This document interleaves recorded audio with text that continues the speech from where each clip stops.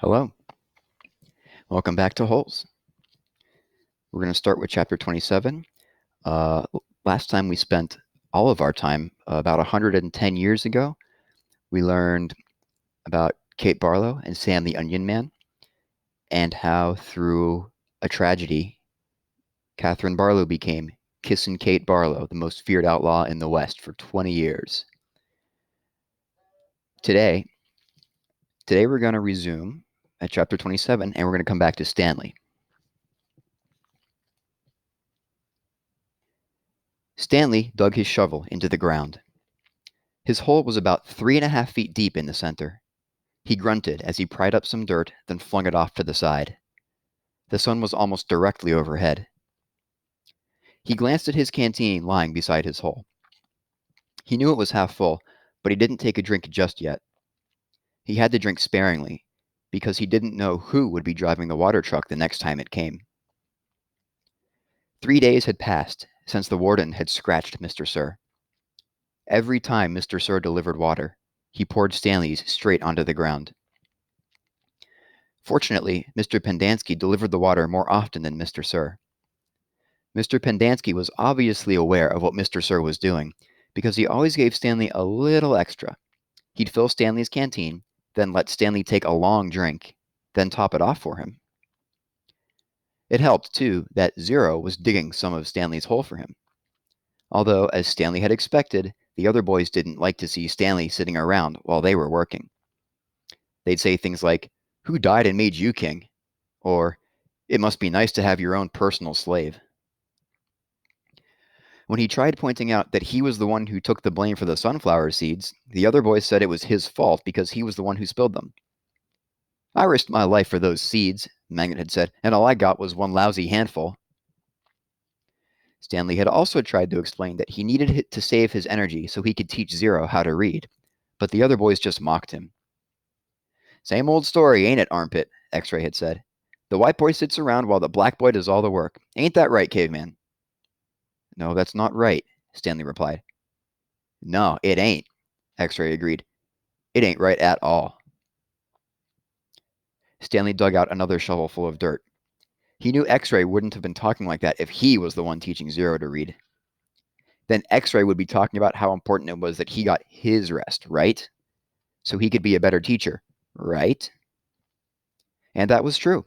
He did need to save his strength so he could be a better teacher, although Zero was a quick learner. Sometimes, in fact, Stanley hoped the warden was watching them with her secret cameras and microphones, so she'd know that Zero wasn't as stupid as everyone thought. From across the lake, he could see the approaching dust cloud. He took a drink from his canteen, then waited to see who was driving the truck. The swelling on Mr. Sir's face had gone down, but it was still a little puffy. There had been 3 scratch marks down his cheek. 2 of the marks had faded, but the middle scratch must have been the deepest because it still remained. It was a jagged purple line running from below his eye to below his mouth, like a tattoo of a scar.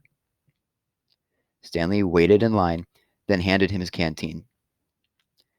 Mr. Sir held it up to his ear and shook it. He smiled at the swishing sound. Stanley hoped he wouldn't dump it out. To his surprise, Mr. Sir held the canteen under the stream of water and filled it. "Wait here," he said. Still holding Stanley's canteen, Mr. Sir walked past him, then went around the side of the truck and into the cab, where he couldn't be seen. "What's he doing in there?" asked Zero. "I wish I knew," said Stanley. A short while later, Mr. Sir came out of the truck and handed Stanley his canteen. It was still full. "Thank you, Mr. Sir," said Stanley. Mr. Sir smiled at him. "What are you waiting for?" he asked. "Drink up." He popped some sunflower seeds into his mouth, chewed, and spit out the shells. Stanley was afraid to drink it. He hated to think what kind of vile substance Mr. Sir might have put in it. He brought the canteen back to his hole. For a long time, he left it beside his hole as he continued to dig. Then, when he was so thirsty that he could hardly stand it anymore, he unscrewed the cap, turned the canteen over, and poured it all out onto the dirt.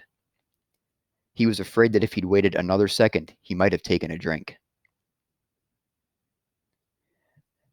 After Stanley taught Zero the final 6 letters of the alphabet, he taught him to write his name. Capital Z-E-R-O. Zero wrote the letters, as Stanley said them. Zero, he said, looking at his piece of paper. His smile was too big for his face. Stanley watched him write it over and over again. 0, 0, 0, 0, 0, 0, 0. In a way, it made him sad. He couldn't help but think that 100 times 0 was still nothing. You know, that's not my real name, Zero said, as they headed to the rec room for dinner. Well, yeah, Stanley said. I guess I knew that. He had never really been sure. Everyone's always called me Zero, even before I came here. Oh, okay, said Stanley. My real name is Hector. Hector, Stanley repeated. Hector Zeroni.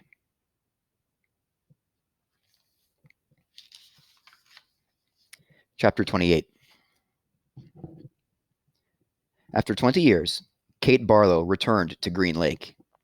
It was a place where nobody would ever find her, a ghost town on a ghost lake.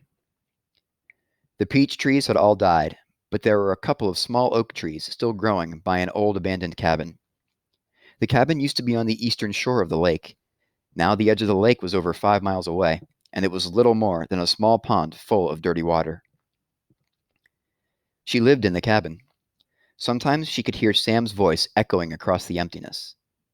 Onions, sweet fresh onions. She knew she was crazy. She knew she'd been crazy for the last 20 years. Oh, Sam, she would say, speaking into the vast emptiness. I know it is hot, but I feel so very cold. My hands are cold. My feet are cold. My face is cold. My heart is cold. And sometimes she would hear him say, I can fix that. And she'd feel his warm arm across her shoulders. She'd been living in the cabin about 3 months when she was awakened one morning by someone kicking open the cabin door. She opened her eyes to see the blurry end of a rifle, 2 inches from her nose. She could smell Trout Walker's dirty feet.